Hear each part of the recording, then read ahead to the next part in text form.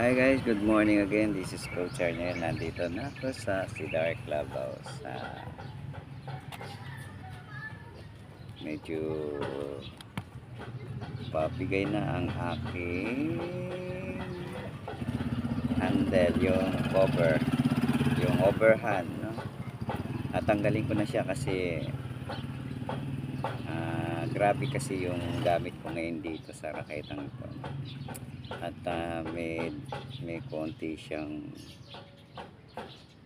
na-deform siya ng konti kasi napalo ito anyway, okay lang, no? Mapapagtsagaan pa. Mag-iipon ulit na pambili ng racket, guys. Pero hanggat magagamit nyo, gamitin nyo.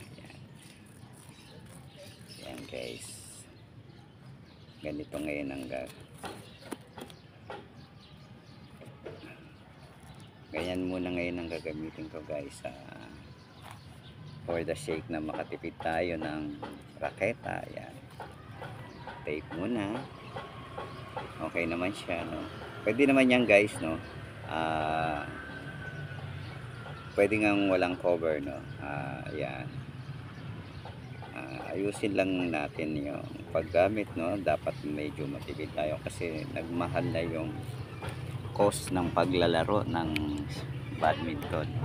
Dati ang court fee ay nasa, I think 50 yung inabutan ko na 50, no?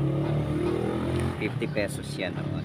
Ngayon ay 70, naging 60, naging 70 yata. Yung iba yata 75 or 80. Meron pa ako nadidinig 100 na daw ang court fee. Pag oras naman merong 300, may 350. Ayan. Ayan guys, ingatan lang natin yung mga bagay na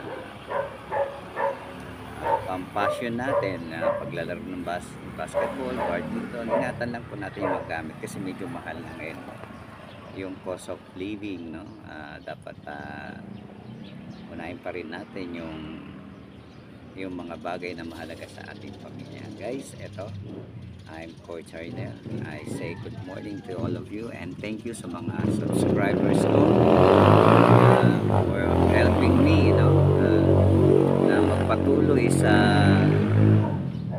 mga content, no? Sa mga content na ibabahagi ko sa inyo. Salamat, kayo ang inspirasyon ko. Maraming salamat. God bless po sa inyong lahat.